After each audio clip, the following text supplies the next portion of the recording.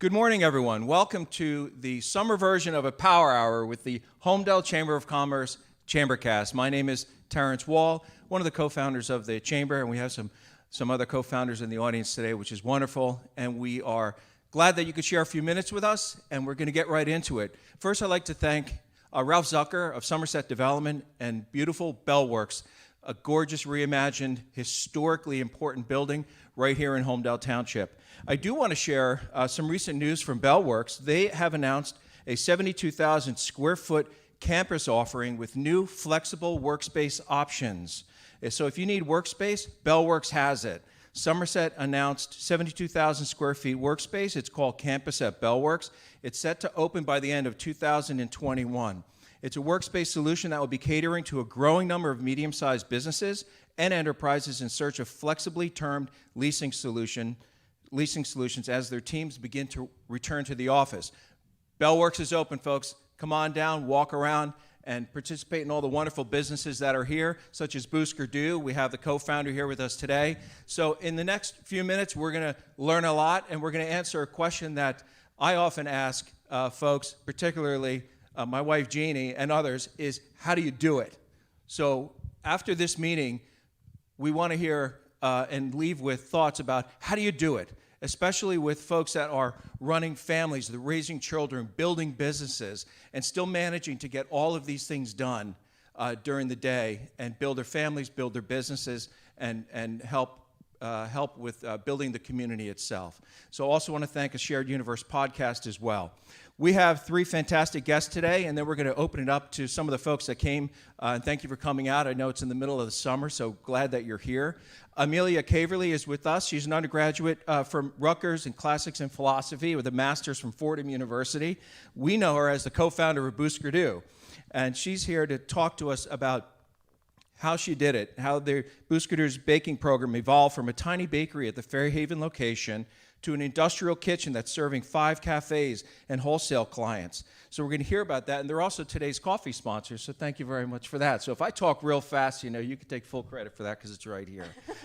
So we're going to hear about their story and how it happened, because many folks are thinking about opening their own business. They're in their own business. They're growing, and perhaps they're not growing as fast as they like. So tips and techniques will come from this meeting that you can take back to help build your own story. And for the folks that are listening, if you would share these stories, share it on Facebook, share it to your social media accounts, as we're streaming live on Facebook right now with an audience of thousands. So please help build that. The Holmdel Chamber can be followed, by the way, on Facebook at Holmdel Chamber. It's a all-volunteer organization, and our goal is simply to get folks together once a month to share ideas to help build your business, your community, whether it's for-profit or non-profit as well, public sector or private sector, because we're going to be talking about public sector as well, particularly some of the issues of COVID and emerging from the pandemic and how to grow from that point. We also have Sarah Williams with us today. She currently lives in Hazlitt with her husband and 2 beautiful young children. She's the founder and CEO of Moms of Business Network, MOB. It's a group of over 150 mom entrepreneurs that connect and collaborate on their journeys to success. And if you're on Facebook locally, you've seen the Moms of Business Network. She also proudly represents the Garden State as United States of America's Mrs. New Jersey 2021 and won the award of Mrs. Congeniality as well, an award that I don't think I'm going to win anytime soon. So Mrs. Congeniality is here in the room too. Now, trivia question. What does Deputy Director of Commissioners Sue Kiley have in common with Sarah Williams? I know. I am a former beauty queen. Hey. So, well, there are 3 crowns on the stage right here, and I'm not wearing one of them. We have all the leaders right here. And we do also have Sue Kiley with us. This is Monmouth County Commissioner, Deputy Director, and former Hazlitt Mayor Sue Kiley. Sue, as all of the folks on this stage have done, it's made glass ceilings a thing of the past, have smashed them all, and are doing fantastic things, particularly in the world of politics and elected office. She's been serving her community for years, both on the public sector and in the nonprofit sector with various foundations that she and her family have been involved with, and she's going to update us on what's happening from a Monmouth County perspective, particularly as it relates to Health and Human Services and different programs that are ongoing, to give us an update so you can take that back too, because there may also be some updates on certain grant programs that benefit businesses here in Monmouth County. And so we're going to get right to our guests, but first we're going to go around the room so the guests here can also hear about the powerful folks that are in the audience today that are taking their time out to share their story to the audience of thousands that's on Facebook and all of us here today. So, Jeannie, if you'd be so kind to go around the room so we can hear the folks that are here and what's happening in your world. Thank you. Hi, I'm Linda Abrams. I'm Amelia Caverly's mom. And so therefore, I consider myself to be Booskerdoo's spirit animal. Thank you. Thank you for coming. Good morning. My name is Dorothea Zando. I am with Zando Financial, Wealth Management and Financial Planning. Good morning, Carrie Kuskowski with The Connection. We're a managed security services provider. Thank you. Good morning, Linda Sirico, Comfort Keepers Home Care, Director of Sales, and we service Monmouth and Ocean County. Hi, everyone. I'm Ro Couture DeSaro, CEO and founder of Gutsy Gals Gets More. And I help really small business women and entrepreneurs break through their own inner glass ceiling so they can scale and grow their business. And folks, if you have a website, please feel free to share it on air so folks know how to visit you as well. Good morning, Miriam Baresh from Primerica Financial Services. I'm a financial advisor, helping people on a personal basis and business owners to basically achieve their financial future. Thank you. Hi, my name is Michelle Fujit. I'm Director of Recreation at Care One at Holmdel. We're a premier long-term care and post-acute care center. Still battling COVID, but nobody's there right now, so we're doing good. We've had lots of recoveries and lots of success and, just keeping everybody happy. When you came into Bellworks, you heard from the fantastic fingertips of the next speaker. Good morning. Thank you so much. Al Aloisi, your independent insurance broker. I mean, so I shop around for you to find the best rates for health insurance, life insurance, et cetera. Well, I have a website. It's aafinancial.com, which, of course, hey, Alfred Aloisi. Also, since you said a website, now I must tell you I'm the author of a website called homophone.com. Homophones are words that sound alike, different spellings and meanings.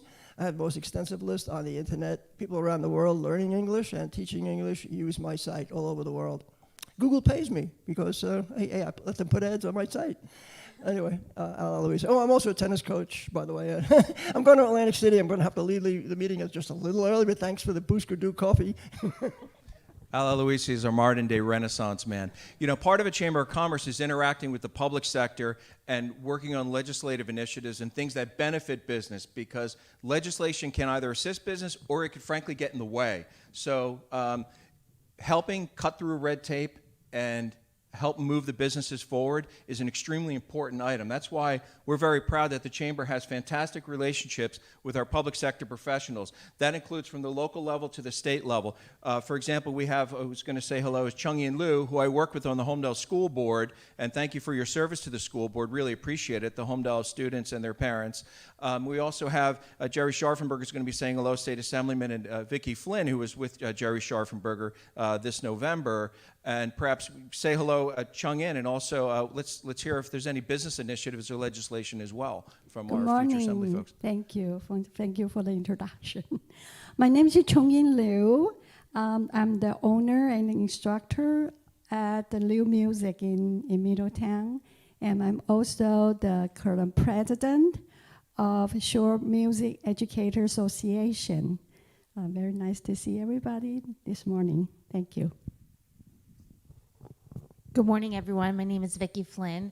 I am a lawyer in private practice. I'm a partner at a law firm in Red Bank, so I'm a small business person like you all are, and I'm running with Jerry Schaffenberger for Assembly, and I know we're really focused on all the business issues that you're all facing right now. your stories are very important to us because they inform us in terms of how we're going to approach any legislation going forward. And I'm sure Jerry's going to talk about all the legislation he already has out there. And just know I'm going to support him because he has all the credibility in the world in the Assembly on all of these topics. So, go ahead, Jerry. Thank you. Thank you, Vikki. Good morning, everybody. My name is Jerry Schaffenberger. I'm the Assemblyman in Legislative District 13, which runs from Aberdeen down to Oceanport and as far west as Marlborough. And we're currently on break, which is probably a good thing for the taxpayers when the legislature doesn't meet, as Will Rogers used to say. But some of the things that I'm working on too, I'm very supportive of small business. We get a lot of complaints about businesses not being able to attract workers back because of this crazy unemployment system we have. So there's a lot of things that my office is taking a look at, rolling back the CBT increase, the 2.5%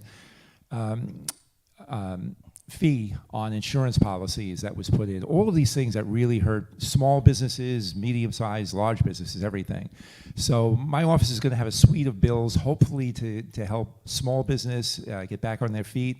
We're looking into the unemployment system, which is discouraging people from getting back into the workforce. And you see restaurants that were open 7 days a week now close 2 days a week because they can't get employees. And this is a really serious problem. Anybody who goes to the PNC Bank Arts Center, you see lawn seats are now $80. That's because of the increase in the minimum wage. So all of these things have an impact, and you wonder where the rising prices are coming from. This is the sort of thing, and we really have to step back in New Jersey and start to undo some of these burdens on business, and hopefully I can, in my small way, be a part of it. And I invite anybody here to contact my office and say, hey, have you thought about this? Have you thought about that? And I'll get right on it. We have a great staff, and looking forward to working with you all. Thank you. Thank you, Jerry. And I'm Jeannie Wall, the owner of Hometown News, and I publish for Tap Into Holmdel and Colts Neck, Tap Into Middletown, and Tap Into Hazlitt and Keyport. Last year I had nearly 70,000 unique readers. So if you're looking for a wonderful platform for your traditional advertising, public relations, community relations, you can contact me at jwall@tapinto.net. And for anyone at home or in the office that's tuning in right now, you can text your questions to 732-492-2500. Thank you very much. Many folks have a story. We all have a story. We all have a story to tell. And in business, you have an origin story. You have a concept, an idea. You begin thinking about it. And then it starts to take form. You speak to folks, you speak to your mom, you speak to your family, you speak to all around you, and it starts to take form. And so we wanted to start with Booskerdoo, right? Most of us, if not all of us, are familiar with now Booskerdoo because of all the marketing and the fantastic products and services. What's the origin story of Booskerdoo? How did, for the folks that are thinking about starting a business, or they're right about to start it. That's what the benefit is of being here today and watching. What is your origin story? Booskerdoo, where did it come from? How did it come about? Okay, so my husband James and I, who's the other co-founder, we're living in New York City, and James was on the hunt for a really good cup of coffee and couldn't find one in all of New York City. And so he decided that he was going to buy a pound of beans, and we were going to roast it in our little oven in New York. And we did that, and the apartment filled up with smoke. We didn't realize necessarily the roasting process of beans was going to be as smoky as it was.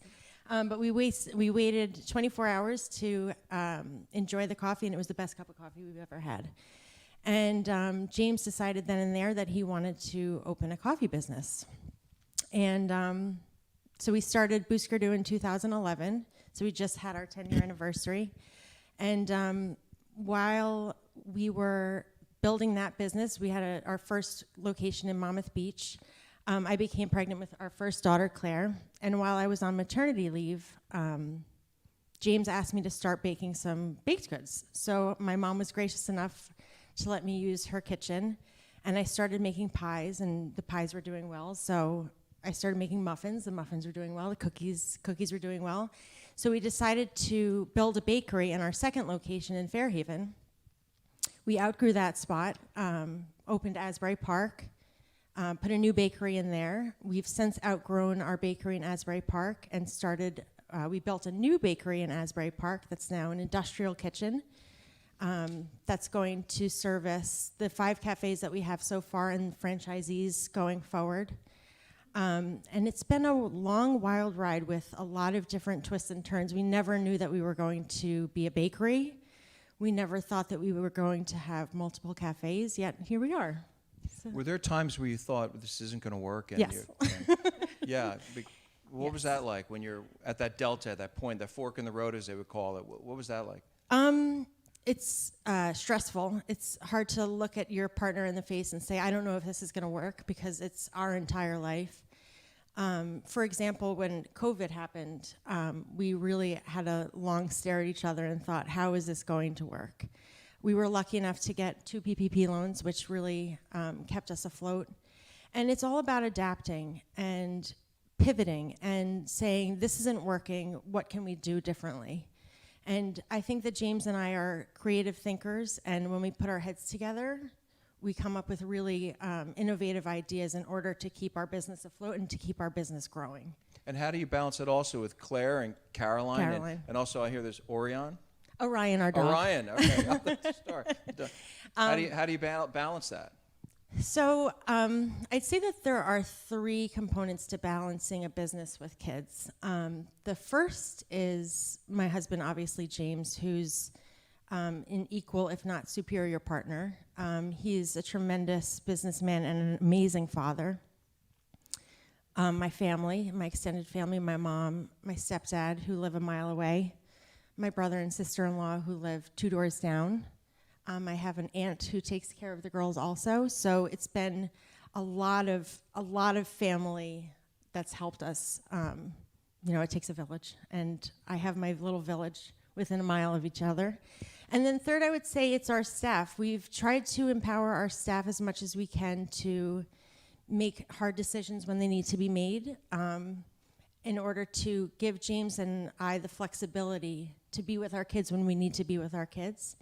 So our managers are really good at making tough decisions at tough times and negotiating difficulties and coming up with creative ways to manage problems. We just have the most incredible staff, from our managers to our baristas to our driver. It's an amazing team that really helps me and James balance our life. So those 3 things. That's great. Thank you for that. Thanks. I got a question, a technical question, but a simple answer. For the person who says coffee's coffee, Yes. how wrong are they?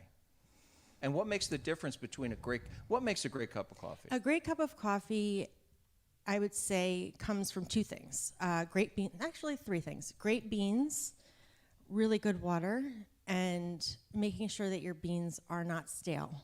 So for Booskerdoo, one thing that we do differently is when we roast beans, they're only used within a week of being roasted. So anything that's on the shelves in the shops that you might see today, within a week that's going to be pulled off the shelf. And if we have any waste coffee, that all gets donated to Delancey Street in New York City. We think that the freshness is really what impacts the flavor the most. So most people don't necessarily drink fresh coffee, and that's really what it comes down to. Now, do we have 2 other coffee drinkers up here? You do. Yeah, see? Absolutely. And we also have entrepreneurs up here. Sarah, you're working with entrepreneurs all the time, right? I am. I am a mom entrepreneur and was looking to surround myself with more mom entrepreneurs. And I started the Moms of Business networking group. Talk about it. It is something that brings me joy in many ways. It has become my passion, my hobby, and my purpose.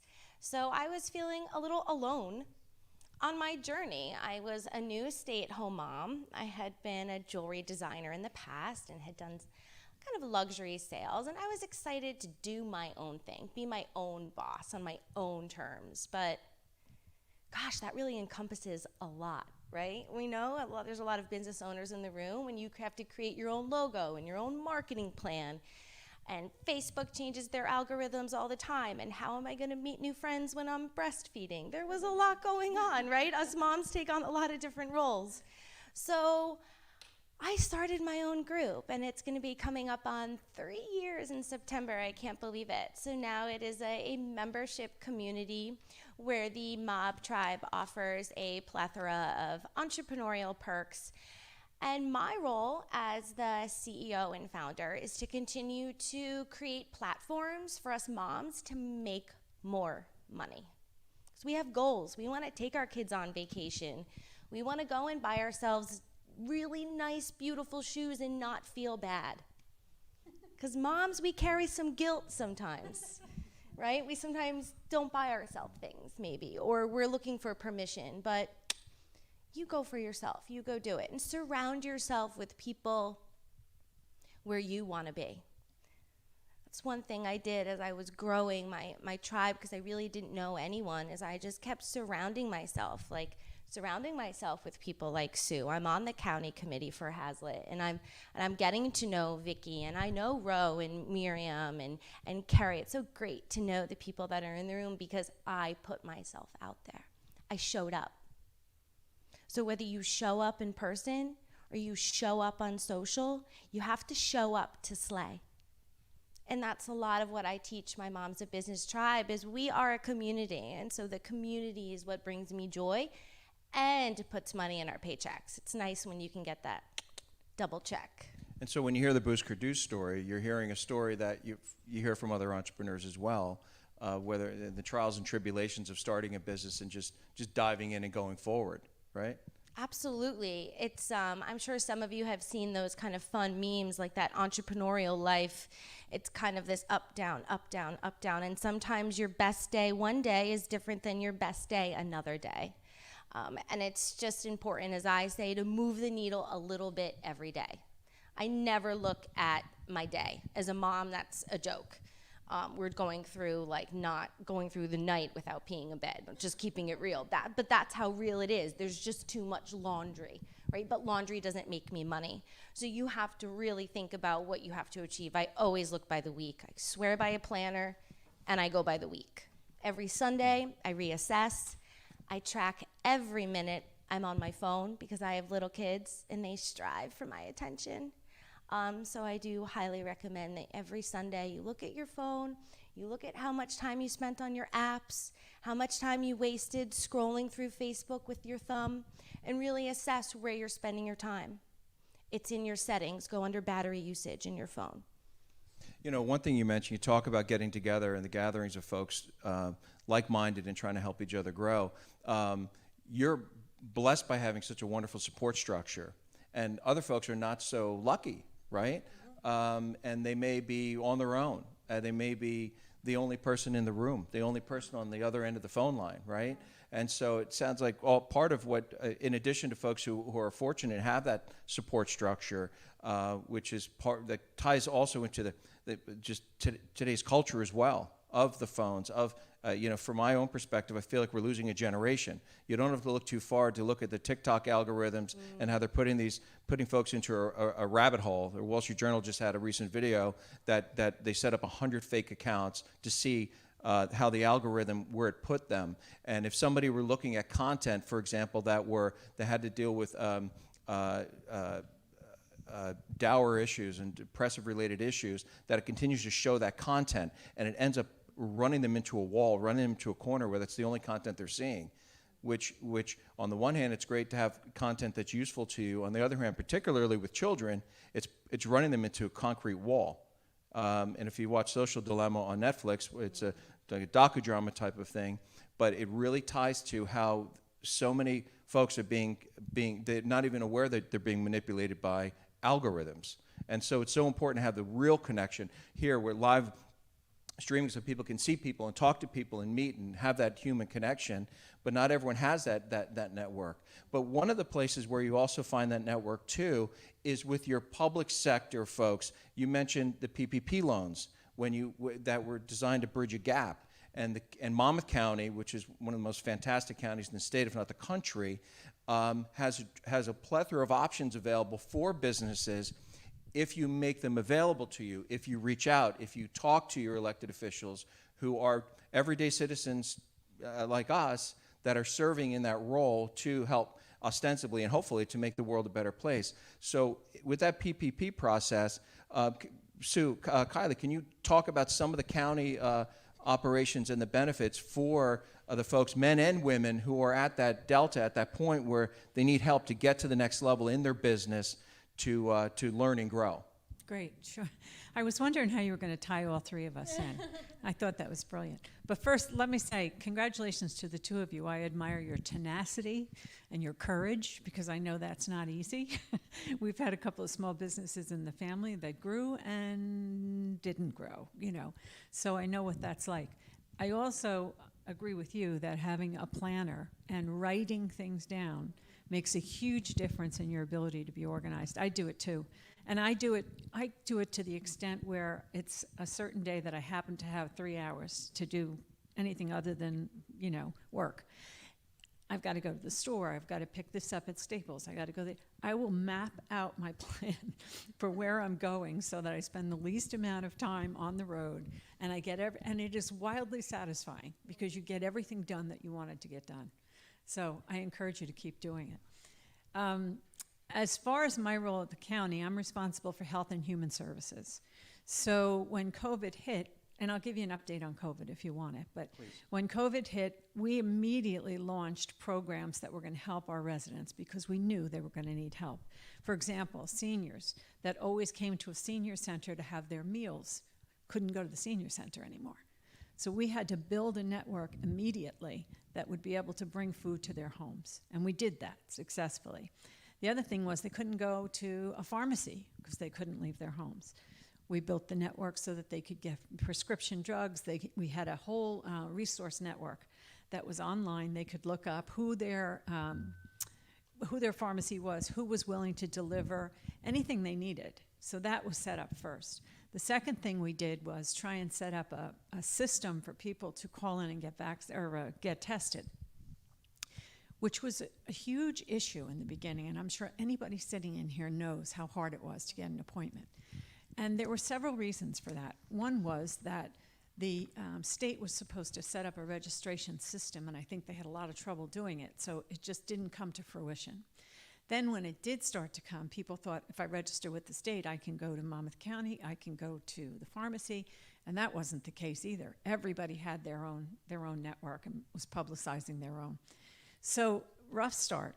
The next thing that happened was we were promised vaccines, and they didn't come. So now you've got all these people online for their vaccines, and the truck doesn't show up with the vaccines. So we did have a lot of struggles in the beginning, many of which we couldn't have controlled. But we were successful in vaccinating, or testing a lot of people, vaccinating a lot of people, and the vaccination process went very smoothly at Brookdale and at the agriculture building over behind the sheriff's office. That was for seniors that weren't able to maneuver stairs, and this was one flat ground so they could get in. The next thing we did was we recognized that there are a lot of people out there that have never been in this circumstance before. So we, along with our partners through Monmouth Acts, I should tell you about Monmouth Acts is a private-public partnership. It's the first of its kind, where the county works with all of the deliverers of service, the nonprofits, and we coordinate with each other how we can best serve the community. So we got in touch with the Monmouth Mental Health Hub and said, look, we need help for these people. And we created a network of healthcare professionals that were willing to get on the phones. They had retired, but they were willing to come back and take calls and talk to people and help them through whatever the situations were they were facing. And we sent the number out, made sure, and we got a lot of calls, and we're still getting calls because it hasn't stopped. The problems have just changed. That was another thing. The other thing we did was the CARES money. I hope you got CARES money. Good. The CARES money was provided by the federal government and allowed us to give $10,000 grants to any business that applied for it. We did 2 rounds of that. So just imagine this. We put out $48 million in $10,000 grants.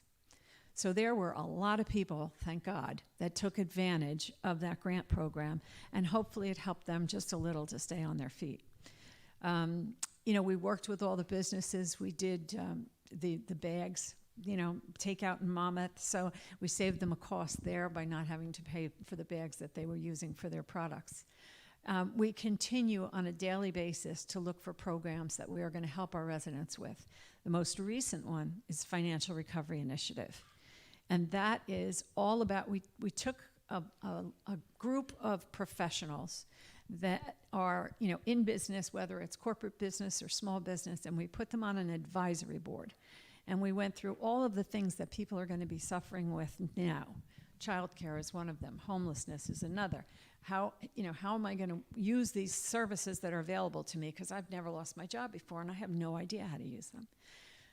The Financial Recovery Initiative has a soft line, so you can call a number and actually talk to a body and find out, you tell them what your issues are. They'll tell you how they're going to help you. They'll walk you through the system so that you can get the help you need. The other thing we have that is important, and we talked about at a recent business symposium, Carrie knows this, I invited a gentleman that works under me for workforce development.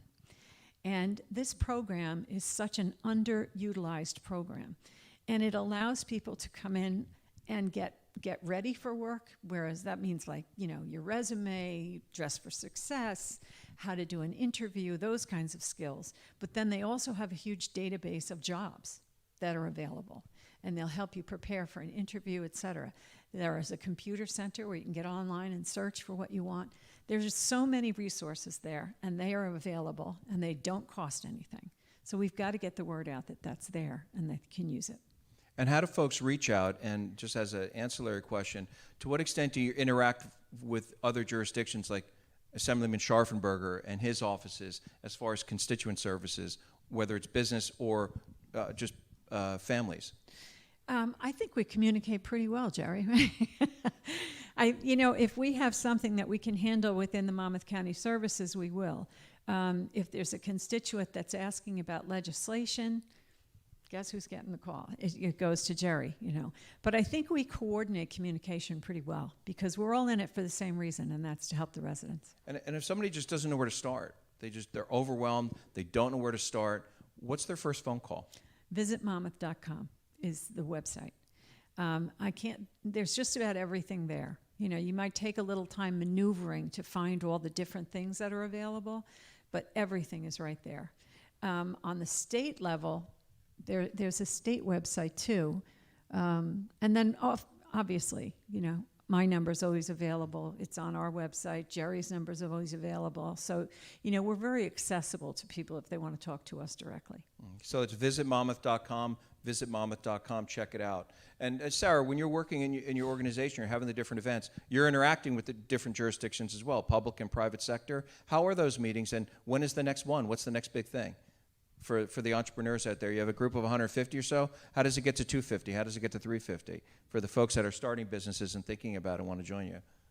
Sure, thank you. So I'm excited. Mob is going to be turning 3. So the next big Mob event is my Mobiversary. All about a good theme. And I'm excited that Mob is going to be kind of franchising out a little bit. I'm going to be launching my first Mobambassador program. So I am looking for more mom entrepreneurs across the country that want to take my model and make more money with it, help empower more moms that are out there. If you are a mom and you are looking to either start a business or scale your business, there are 2 things I recommend that you do is you find a mentor because it's hard and you need someone to keep you going. And I think it's important to be a part of a community. If you don't have your mom and your aunt and your sister-in-law, I don't have really family around. Both my parents are passed. I'm the baby of 8. All my siblings are kind of scattered. So I rely on a laundry service and I rely on my cleaning service because that stuff does not make me money or joy.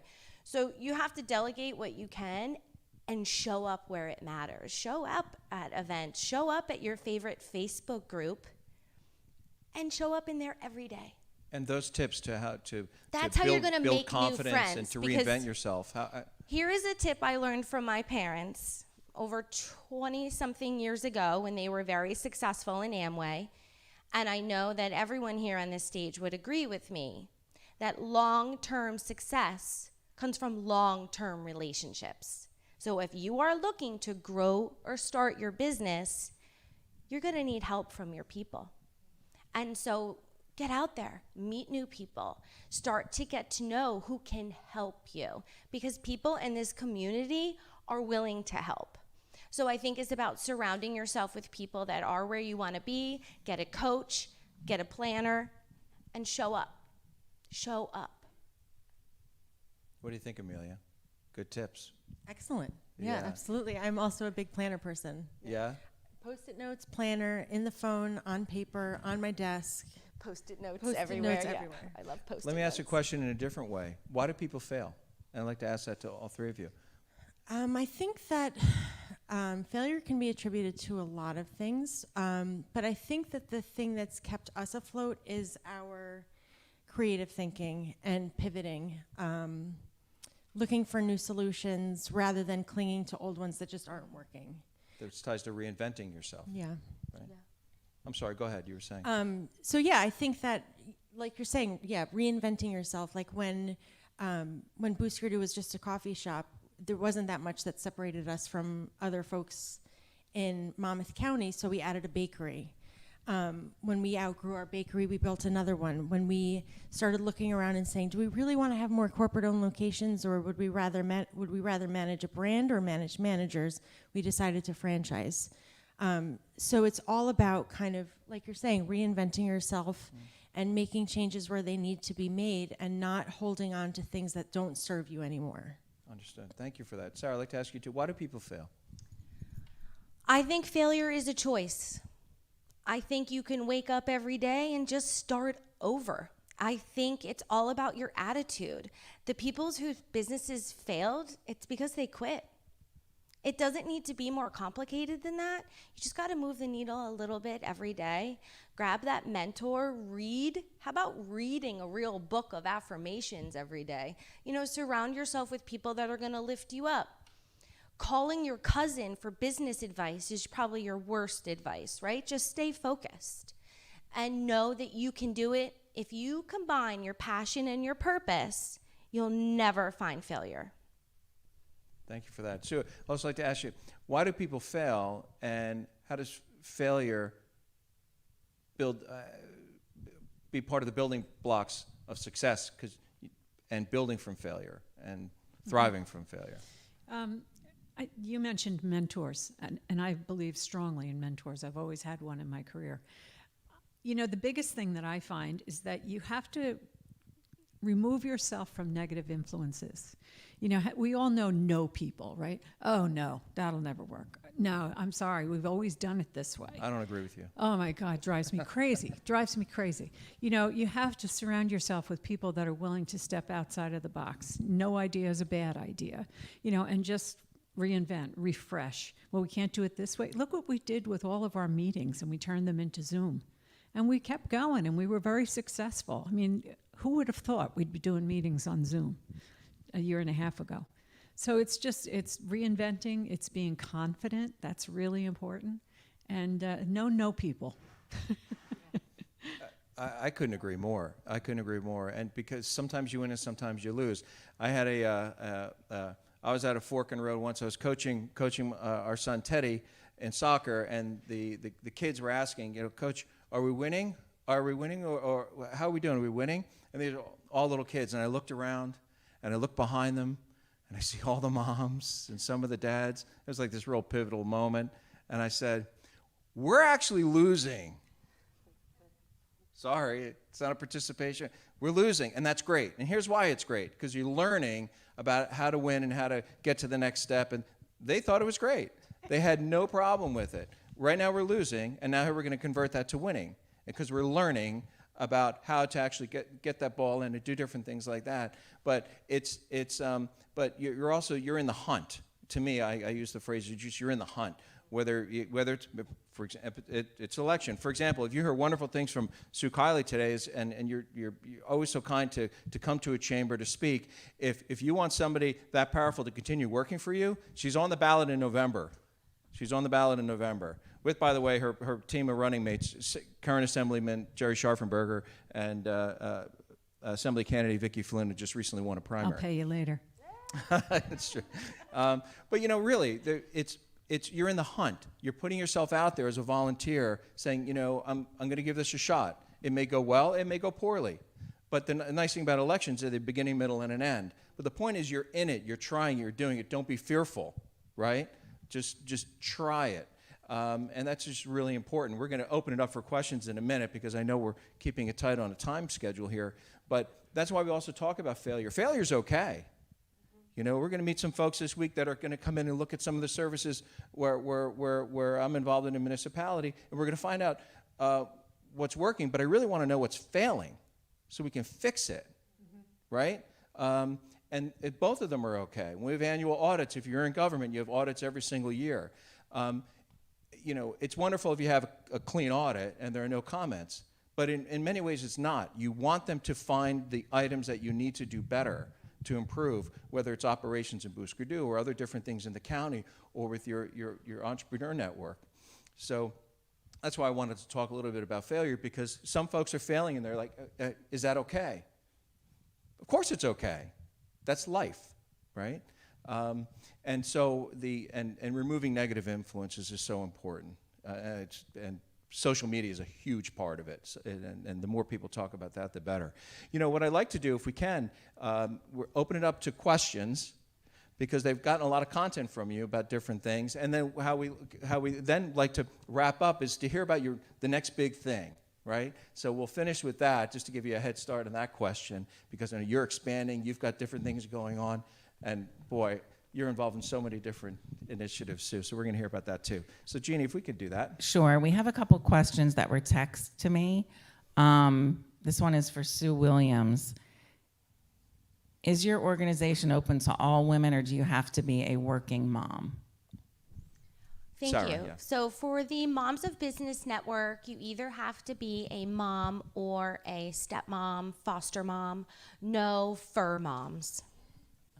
Do you have to be working, I think, too, Oh, is no. what she meant. It's just for moms. In fact, a lot of moms will join my network, and I sometimes will help mentor them into what might be a nice path. I know a little about a lot, which is a nice position to be in, as far as there's a lot of direct sales opportunities, multi-level marketing.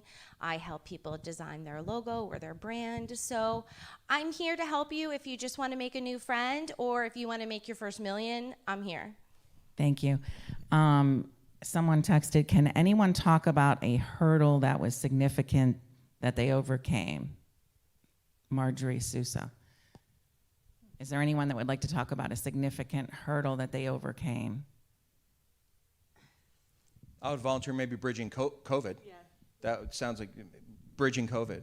Yeah, I'll take that question first. Definitely our biggest obstacle has been COVID. We went from being open and seeing customers' faces every day to the next day, doors locked, no one around. What we did at that time was we really boost our online coffee sales, and that's along with the CARES Act and also the PPP loan helped us stay afloat. So while all of our baristas and our bakers and our driver and all of those people were eagerly waiting to get back to normal, we, James, myself, our roast master, and our head barista just roast coffee, bagged beans all day long and shipped them to all over the United States. And it was a struggle every day to walk into a place that's usually thriving and see no one. But we quickly got back on our feet. We opened up again last June, and since then, there have been so many changes that we've adapted. You know, we were wearing masks, we had plexiglass, then it was the issue of when to get rid of masks, when to get rid of the plexiglass, when can we let people back in. It's been a whole kind of shuffle that we've been doing for the past year and a half. But we've made it through, and we certainly could not have done it without our customers, our staff, the support from the government. All of those things really carried us. And James and I look at each other every day and say, thank God for it's over, for knock on wood, for right now, because we're blessed to have made it through, to be honest. Now, there are two more questions from folks that are viewing remotely. I don't know if there's any audience questions. Okay. All right. So one of the questions is for Sue Kiley. If you can provide an update about the Delta variant and... Yeah, sure. There's a million questions about the Delta variant. We have learned that vaccines work, that 99.9% of vaccines are effective. There are some breakthrough that people that will get a Delta variant or COVID a second time that have been vaccinated. But the issues with them is typically that they have other comorbidities that they've been struggling with for many years. So what we're doing now, people are asking me for the numbers. What percentage of the cases are Delta, what percentage are COVID? We don't have that information, and I'll tell you why. First of all, I think we have a pandemic of non-vaccinated people. That's what's going on right now. That's who's getting the COVID, whether it's Delta or the regular. What the lab does is the lab will test every sample and tell you if you're positive or negative. There are more than one variant, but the Delta is clearly the largest one, or the one we're seeing the most often. And they will test everything for positive or negative. Then they'll take a random sample of those tests, and they'll test them to see which one, drill down in the testing to see which ones are actual COVID, which ones are Delta, so that they can get a sense of, what are we dealing with? Basically, what they're telling us is that the people that are vaccinated that get it is a very, very small majority.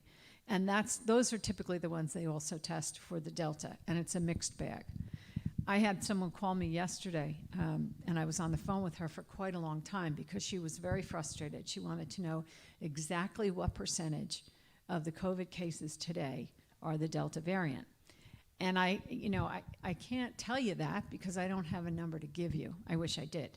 But I can tell you that the vaccines work, tremendously. And that most of the cases, the majority of the cases we're seeing today are people that are unvaccinated that are picking up COVID. The people that are getting COVID after being vaccinated are getting very minor cases of it and are recovering pretty quickly, unless they have other comorbidities underneath it that make them very, very sick to begin with. Yes, and there's one more that was texted in. When you get down or start to feel negative, what's your method to get you out of your funk? Music. I agree. I'll be like, hey, Alexa, put on some 80s pop music, and I jam out whatever it is. But music is a big mood changer for me. I put it on every time I have to do the dishes, because who likes that? And I think you had a question, right? That's awesome. So innovation, pioneer, thought leadership is totally where we all need to be, especially as entrepreneurs. But it puts us in that box where we're the only one. It's like no one else is doing this. And as being in the success mentorship world, I see more doubt really killed more dreams than failure ever will. So I'd love to hear, because we all have self-doubt, let's all admit it.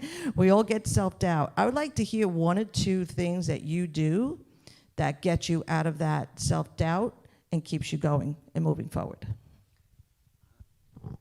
I'll tell you a story.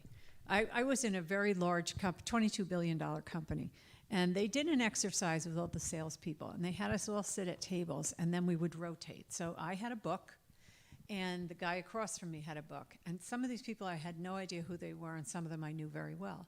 And I would give him my book, and he would have to say something that he admired about me. And I would take his, and I'd have to write something I admired about him. And we continued this process, and you got all kinds of questions. And then at the end of the session, they said, now this is your book, you keep it.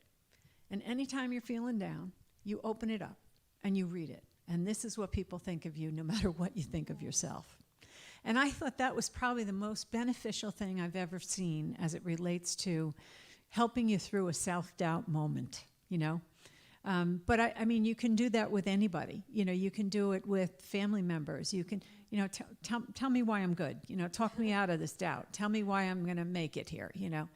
And it works. It really works. You get the affirmation from others that you know are loyal to you and that believe in you. Hope that helps. I have the same in the pageant world. You can self-doubt a lot. You're surrounded by all of these beautiful, fabulous, smart people. And I have a notes section in my phone of maybe 30 things that people have said about me. And I read it when I'm down the most. Because we judge ourselves the hardest, don't we, Ro? Right? We're tough on ourselves in our outfit choice and how we show up and where we go, what we do. But yeah, I love that. Affirmations are everything. And it's okay to go up to your partner or your husband and be like, I need an affirmation. Tell me I look fabulous, or you know, it's okay to ask for others to help support you. I think that's important too, to let others in.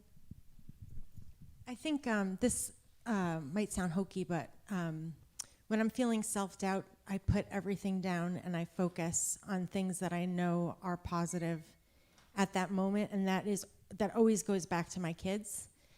I look at my kids right in the face and I think, they're fine, I'm fine. So regardless of what happens, I have these two amazing humans that are thriving and are happy and are healthy, and everything else kind of melts away from me. And then I go back. And then I deal with it. But for those few moments, I think to myself, everything's in its place. Do an inventory. If you do an inventory, you will naturally get to a better spot.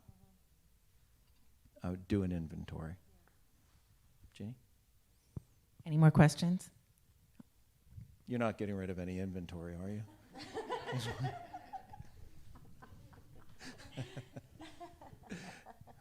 Thank you so much. So, what's the next big thing?